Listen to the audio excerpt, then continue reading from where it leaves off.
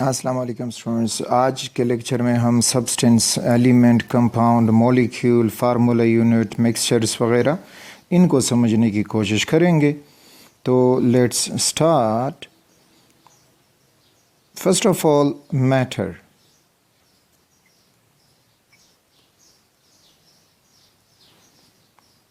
कोई भी चीज़ having mass या wait and volume is matter. Remember, यानी कोई भी चीज़ जो जगह घेरती हो और वज़न रखती हो, that is known as matter. तो अब अपने इर्द गिर्द देख लें कि आपको क्या चीज़ ऐसा नज़र आ रहा है जो मैटर ना हो। ठीक, तो मैटर जो हमारे पास इसकी तीन हालतें हैं, स्टेट्स हैं, that is solid, liquid, gas, इनकी शक्ल में हमें मिलता है।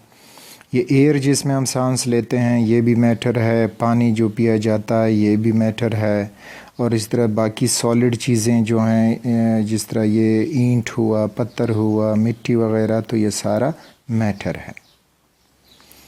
अब इस मैटर को आसानी के लिए तकसीम किया गया है कुछ कैटेगरीज़ में। एक कैटेगरी है mixtures,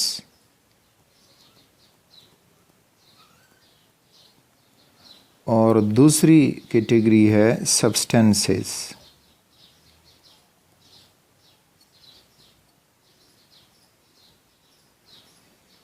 mixtures and substances. Substances को लेते हैं। Substances means a sample of pure matter.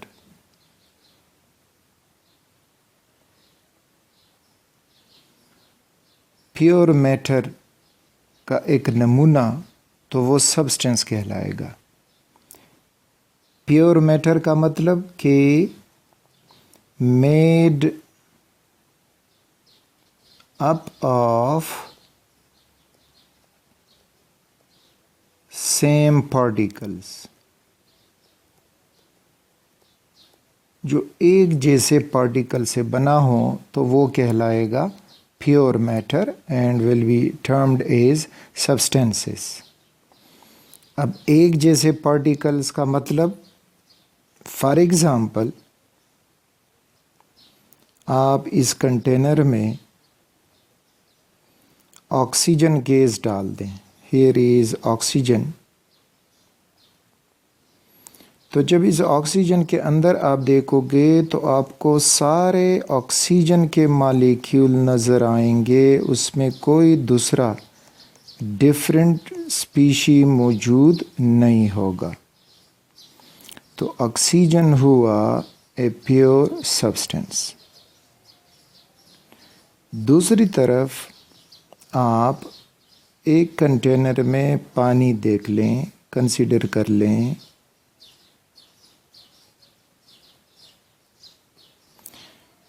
यहाँ पे ये था O2 जो रिपीट कर रहा था, O2 O2 O2, और यहाँ पे जो पानी है इस कंटेनर में, तो इस कंटेनर में आपको अंदर जाके मिलेगा कि H2O ये एक छोटा यूनिट है जो बार बार इसी में रिपीट होता हमें मिल रहा है। So this is a pure matter. ये भी एक प्योर मैटर हो गया है क्योंकि एक जैसे molecule H2O are repeating inside it. दूसरी तरफ आप अगर लोहे का एक सलाख ले लें, आयरन, अब इसमें जो पार्टिकल देखोगे तो वो सारे आपको मिलेंगे कि आयरन के एटम्स हैं, Fe atom and repeatedly present there. तो ये चीज़ें जो एक जैसे पार्टिकल से बनी होती हैं, they are known as substances. आगे जाके फिर सब्सटेंसेस जो हैं एलिमेंट और कंपाउंड में इनकी क्लासिफिकेशन ही है, वो हम नेक्स्ट जाके पढ़ेंगे। तो यहाँ पे पॉइंट जो आपको याद होना चाहिए, जो एक जैसे पार्टिकल से बना हो they will be known as substances. अब यहाँ पे कि H2O, यहाँ तो हाइड्रोजन है, ऑक्सीजन है, यस, एक क्वेश्चन आपके जहन में होगा, ये आगे हम ले जाएंगे। अच्छा, मिक्सचर्स ये जो है कंपोज्ड ऑफ डिफरेंट पार्टिकल्स या प्योर सब्सटेंसेस।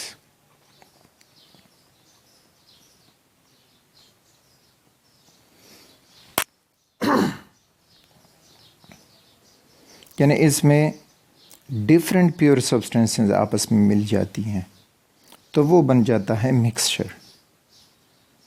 फॉर एग्ज़ाम्पल, अब अगर हम नमक उठाएं, सोडियम क्लोराइड, तो जितना भी नमक का पैकेट होगा उसमें अगर आप देखोगे तो you will get NaCl, NaCl, NaCl is the repeating unit. Means के अब ये नमक जो है एक प्योर सब्सटेंस है, और पानी को ऑलरेडी हमने समझा कि पानी जो है, फॉर एग्ज़ाम्पल इस कंटेनर में पानी है ये, तो अब ये पानी H2O रिपीटेड आपको मिलेगा।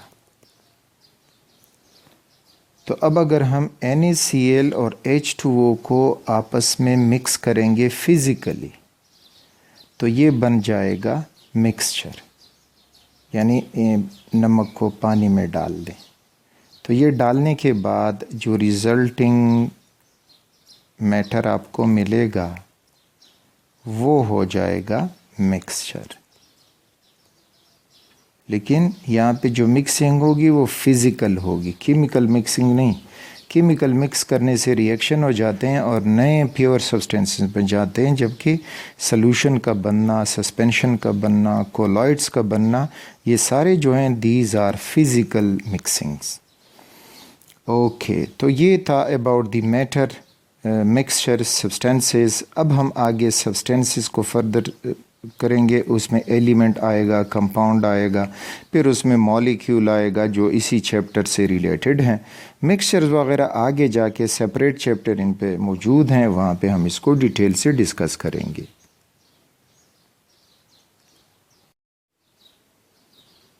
Now substance, a sample of matter composed of same particles, यानी सब्सटेंस वो होगा which is composed of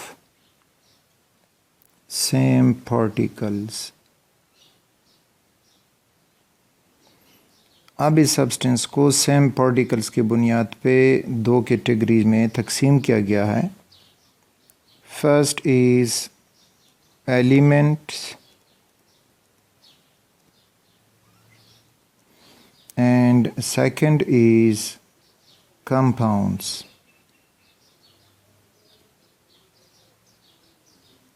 Elements and compounds।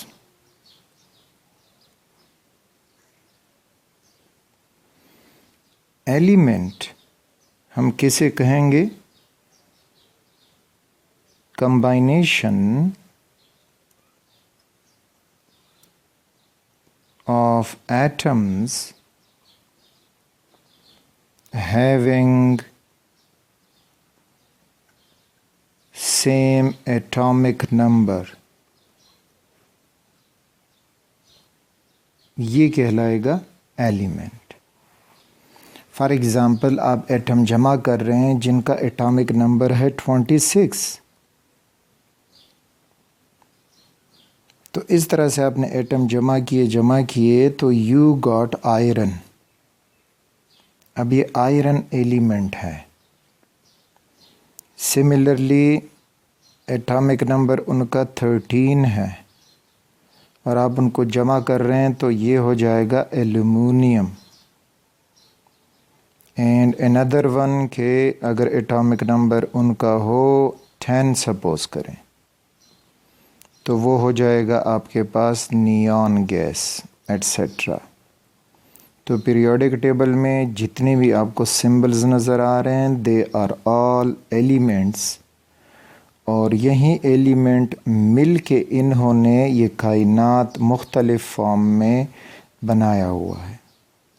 यानी यही एलिमेंट आपस में मिल के सॉलिड बनाते हैं, यही एलिमेंट आपस में मिल के लिक्विड्स बनाते हैं, यही एलिमेंट आपस में मिल के गैसेस बनाते हैं।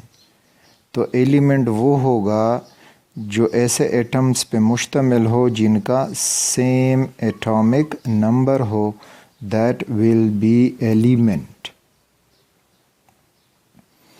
और पीरियोडिक टेबल में जो हैं 92 ये नेचुरल एलिमेंट्स हैं, नेचुरल कुदरती तौर पर जो अल्लाह ताला बना चुका है। इसके बाद पे आपको दिखाई देंगे दे आर आर्टिफिशियल, जिनको मुख्तलिफ न्यूक्लियर रिएक्शन में तैयार किया गया है। तो ये 92 जो हैं दीज आर नेचुरल, और हमारे इर्द गिर्द जितनी भी चीज़ें हैं वो इन्हीं 92 में से किसी एलिमेंट्स ने बनाई होगी। अब आते हैं कंपाउंड की तरफ।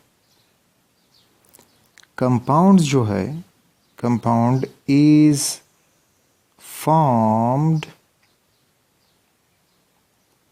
by chemical reaction between two or more different elements।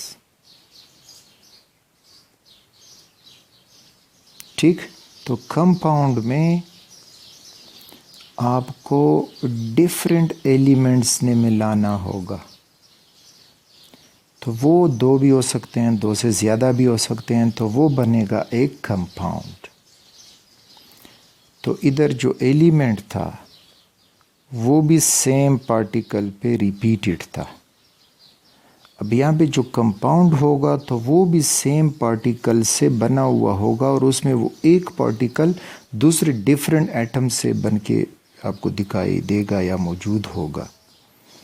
For example again water का एग्ज़ाम्पल लें, H2O।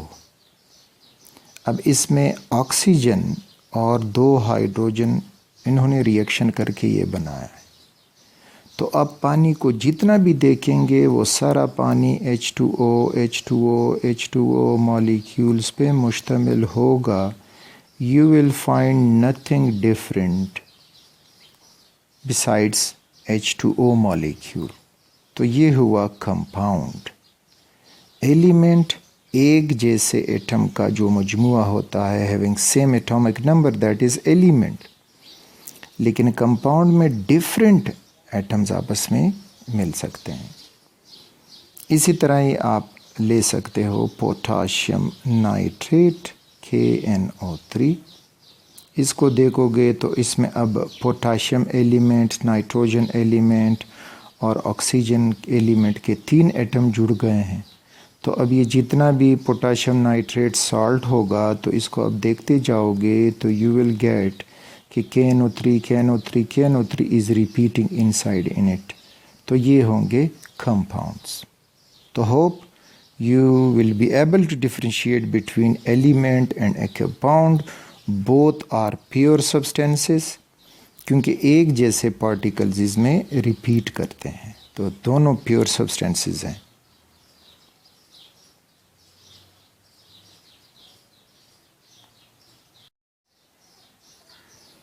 Now coming towards molecule.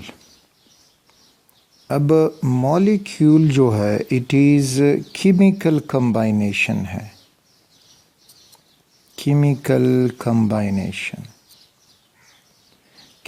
कम्बाइनेशन का मतलब कि उनमें बॉन्ड बनेगा।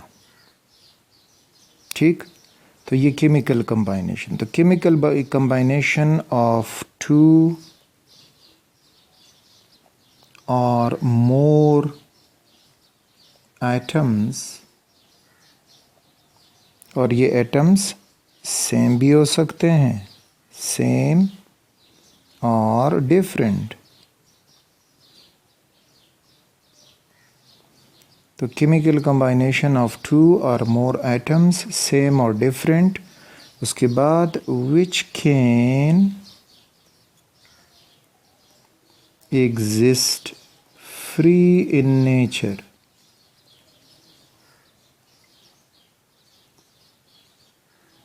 Is molecule. ये इसका डेफिनेशन है कि एटम्स आपस में केमिकली मिलेंगे, बॉन्ड बनाएंगे, चाहे सेम एटम्स हैं डिफरेंट एटम्स हैं, और जब वो मिल जाते हैं तो वो फिर फ्री एग्जिस्ट कर पाएंगे। तो ये एंटिटी जो बनेगा ये कहलाएगा मॉलिक्यूल। कैसे फ्री एग्जिस्ट कर पाएंगे? फॉर एग्ज़ाम्पल, आपने एक कंटेनर में कार्बन और ऑक्सीजन के एटम्स को मिलाया, यानी कार्बन को जलाया, तो इससे बना कार्बन डाइऑक्साइड। अब आपने जब इस कंटेनर में सुराख की तो अब ये कार्बन डाइऑक्साइड का एक एक मॉलिक्यूल बाहर निकलना शुरू करेगा और वो फ्री एग्जिस्ट कर रहा है। यानी ये कार्बन डाइऑक्साइड इधर है, यहाँ पे कार्बन डाइऑक्साइड का मॉलिक्यूल, कार्बन डाइऑक्साइड का मॉलिक्यूल, कार्बन डाइऑक्साइड का molecule. So all the molecule will scatter in the available space.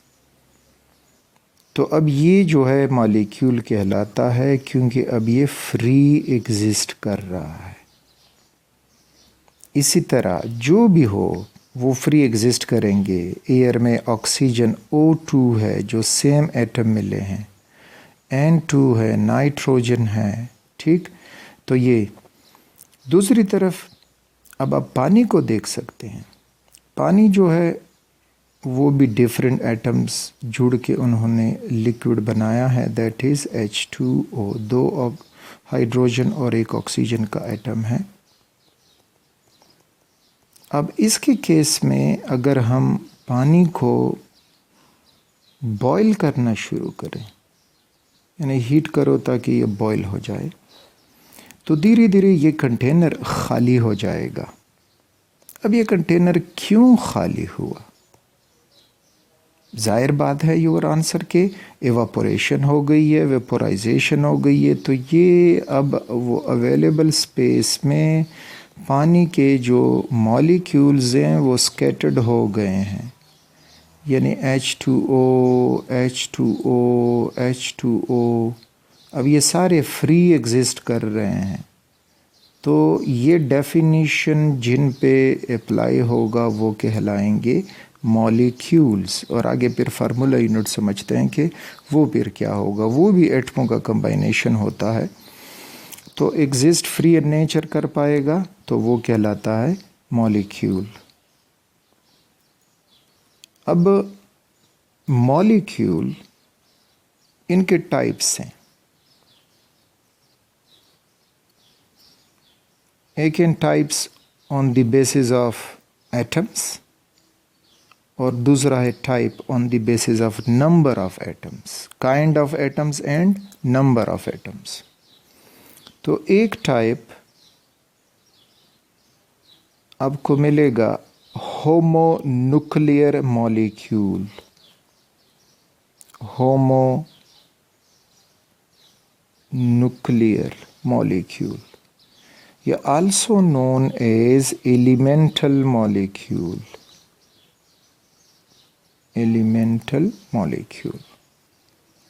दूसरा जो है वो हेट्रोन्यूक्लियर मॉलिक्यूल, हेट्रोन्यूक्लियर मॉलिक्यूल, या also known as compound molecule. यहाँ पे आप स्टूडेंट्स काफ़ी क्वेश्चन भी कि सर कंपाउंड और मॉलिक्यूल में फिर क्या फ़र्क है, तो यहाँ पे वो फ़र्क आपको वाज़िह होगा। होमोन्यूक्लियर मॉलिक्यूल्स में सेम एटम्स जुड़ जाते हैं, सेम एटम्स कंबाइंड, चाहे वो दो हों, दो से ज़्यादा हों, तो वो कहलाएंगे homonuclear molecules. For example oxygen, अब दो ऑक्सीजन एटम जुड़े हैं, ओज़ोन, तीन ऑक्सीजन एटम उन्होंने ओज़ोन बना दिया है। इसी तरह S8, P4, N2, H2, Cl2 etcetera. तो ये कहलाते हैं एलिमेंटल मॉलिक्यूल्स, क्योंकि ये एक जैसे एटम से बने हैं जिनका एटॉमिक नंबर सेम है, तो इस वजह से ये एलिमेंटल हैं। और मॉलिक्यूल इसलिए हैं कि ये फ्री एग्जिस्ट कर सकते हैं। दूसरी तरफ हेट्रोन्यूक्लियर या कंपाउंड मॉलिक्यूल्स, तो ये डिफरेंट एटम से मिले हुए होंगे, डिफरेंट एटम्स कंबाइंड, केमिकली कंबाइनेशन होगी, तो वो कहलाते हैं compound molecules. For example water H2O, different atoms जुड़े हैं। इसी तरह CH4, ammonia NH3, again carbon dioxide, और इसी तरह से आप लिख सकते हो HNO3, नाइट्रिक एसिड एट्सेट्रा, काफ़ी ज़्यादा है। अब आपके जहन में आया होगा कि सोडियम क्लोराइड हुआ या कैल्शियम कार्बोनेट संगमरमर हुआ, तो डिफरेंट एटम इनमें भी जुड़े हैं, but they are not molecules. ठीक, ये आगे जाके हम फार्मूला यूनिट में पढ़ेंगे, यहाँ नहीं। तो कंपाउंड और एलिमेंटल मॉलिक्यूल में फ़र्क, दोनों जो हैं मॉलिक्यूल के डेफिनेशन ओबे करते हैं, मीन्स कि they both can exist free in nature. ठीक, तो इस वजह से they are known as molecules. अब compound molecule is composed of different atoms, और जो एलिमेंटल मॉलिक्यूल है that is composed of same atoms. तो ये डिफरेंस है मॉलिक्यूल और कंपाउंड में। फिर आगे जाके फिर कंपाउंड, जिस तरह हम यहाँ पे फार्मूला यूनिट का जिक्र करेंगे, तो ये एक और टॉपिक है आगे जाके।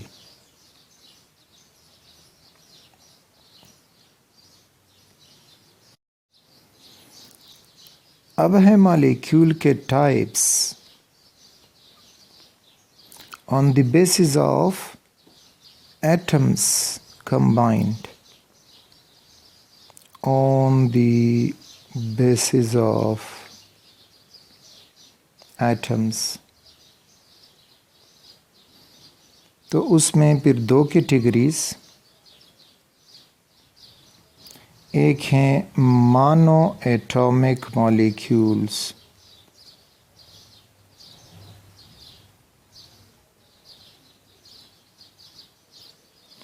और दूसरे हैं पॉली एटॉमिक मॉलिक्यूल्स।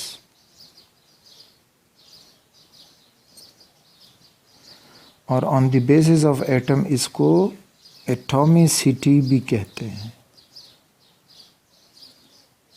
कि एक मॉलिक्यूल कितने एटमों से बना है, that is termed as atomicity. तो मोनो एटॉमिक मॉलिक्यूल्स एक एटम से बने होंगे, वन एटम होगा, और ये जो हैं वो हैं noble gases, helium, neon, argon, krypton, xenon and radon.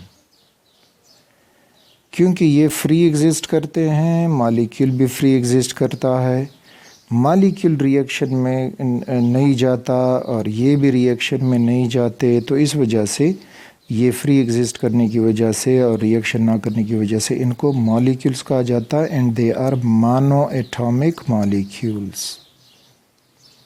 दूसरी तरफ पॉली एटॉमिक मॉलिक्यूल्स, जो होंगे composed of more than one atoms, चाहे डिफरेंट हो चाहे सेम हो, तो वो पॉली एटॉमिक मॉलिक्यूल्स। अब फॉर एग्ज़ाम्पल कोई कह दे कि बाई एटॉमिक मॉलिक्यूल या डाई एटॉमिक मॉलिक्यूल, तो देखिए Cl2O2, इसी तरह से H2N2, सिमिलरली HCl, ये हुआ कार्बन मोनोऑक्साइड, और HI एट्सेट्रा। ये सारे हैं बाई या di atomic molecules.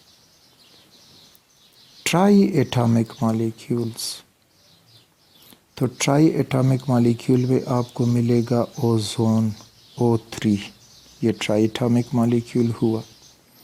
Similarly H2O, इसको मैं ट्राई एटॉमिक कह रहा हूँ because yes you are right, एक ऑक्सीजन है और 2 हाइड्रोजन्स हैं, तो ये ट्राई एटॉमिक हुआ। इसी तरह अगर आप कार्बन डाइऑक्साइड को देखें एट्सेट्रा, तो ये ट्राई एटॉमिक मॉलिक्यूल हैं। सिमिलरली टेट्रा हुआ जिसमें 4 एटम जुड़े हों, पेंटा हुआ, हेक्सा हुआ, एट्सेट्रा एट्सेट्रा, तो ये हमारे पास जो हैं पॉली एटॉमिक मॉलिक्यूल्स कहलाएंगे। तो ये थी एटॉमिसिटी। तो फॉर एग्ज़ाम्पल कोई हमसे पूछे कि C6H12O6 ग्लूकोज, इसकी एटॉमिसिटी क्या है? तो इसकी एटॉमिसिटी मीन्स कि how many atoms are there in one molecule of glucose. तो 6 कार्बन हैं और 6 ऑक्सीजन हैं, 12 ये हुए और 12 हाइड्रोजन है, तो 24। तो 24 is the atomicity of glucose. ठीक, अब इसी में आपसे कहा जाए कि इसी ग्लूकोज में कार्बन की क्या एटॉमिसिटी है एक एलिमेंट की, ऑक्सीजन की क्या है और हाइड्रोजन की क्या है। तो लुक एट दिस, अब इसमें कार्बन जो है उसकी एटॉमिसिटी है 6, फिर इसमें जो हाइड्रोजन है उसकी एटॉमिसिटी है 12, और जो ऑक्सीजन है उसकी एटॉमिसिटी इसमें है 6, और टोटल एटॉमिसिटी इनकी बन जाएगी 24। तो ये आगे एवोगैड्रो नंबर की कैलकुलेशन में फिर हमें थोड़ा सा फ़ायदा देगा कि एटॉमिसिटी हम लिखेंगे तो क्या लिखेंगे, तो यहाँ से थोड़ा सा उसको पॉइंट आउट करें।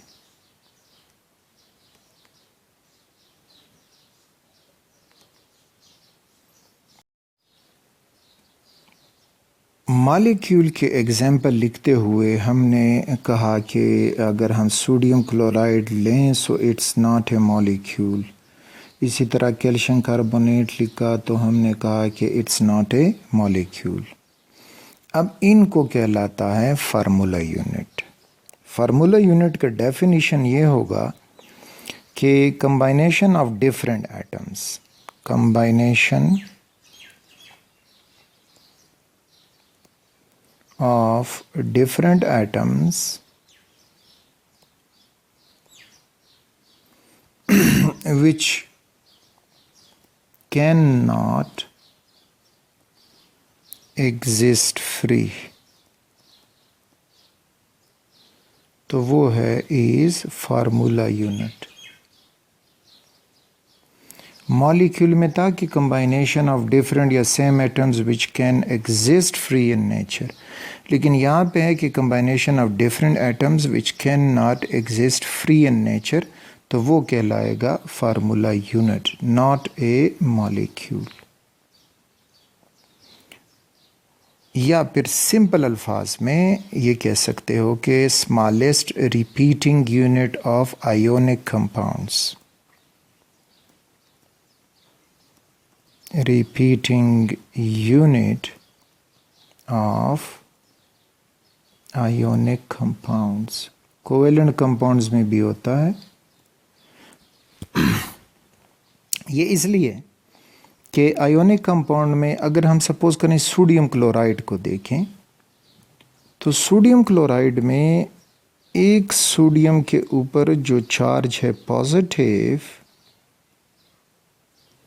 इसको कोई क्लोराइड जिसके ऊपर चार्ज होता है नेगेटिव, तो वो किसी भी साइड से इसको अट्रैक्ट कर सकता है। ये फ्रॉम लेफ्ट राइट हुआ, ये फ्रॉम बिलो हुआ, ये अबाव, ये बैक और ये फ्रंट।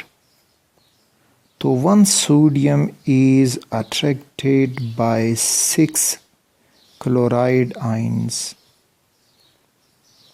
और इसी तरह ही फिर क्लोराइड आयन को अट्रैक्ट करेगा 6 सोडियम आयन। सपोज ये सोडियम आयन मैं ये बना रहा हूँ। तो अब हमारे लिए ये मुश्किल है कि हम इनके जमगट्टे से एक सोडियम और एक क्लोरीन को निकाल सकें ताकि वो फ्री एग्जिस्ट कर सकें। तो इस वजह से कैन नॉट एग्जिस्ट फ्री। तो ये कहलाते हैं फार्मूला यूनिट्स।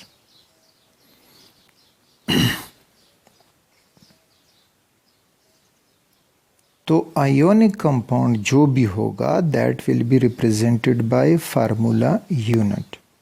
और आपको कैसे पहचानना होगा? Remember, group first A of periodic table, that is lithium, sodium, potassium, rubidium, caesium और फ्रेंशियम। ग्रुप सेकंड ए, मां सिवाय बेरिलियम को छोड़ के वो फर्स्ट मेंबर है, मैग्नीशियम, कैल्शियम, स्ट्रोंटियम, बेरियम और रेडियम। तो यहाँ पे लिथियम, मैग्नीशियम और ये सारे, ये जहाँ पर भी आपको मिलेंगे विदाउट एनी डाउट ये आयोनिक बॉन्ड बनाएंगे, और इसकी वजह से इनका जो फार्मूला यूनिट बनेगा, ठीक, आयोनिक बॉन्ड बनाएंगे और फार्मूला यूनिट बनेगा। बेरिलियम फिर कुछ कोवेलेंट कैरेक्टर रखता है, और इसी तरह फिर आगे और भी ऐसी चीज़ें हैं जो आयोनिक है या कोवेलेंट है। तो उसके लिए फिर हम फाजॉन रूल से करेंगे कि फाजॉन रूल हमें बताएगा कि अब ये फार्मूला यूनिट यानी आयोनिक कहलाएगा या मॉलिक्यूल कोवेलेंट कहलाएगा। तो फार्मूला यूनिट बस ये कि ये भी छोटा कंबाइनेशन होता है जिस तरह मॉलिक्यूल था, और ये can not exist free in nature, और जो मॉलिक्यूल था that can exist free in nature.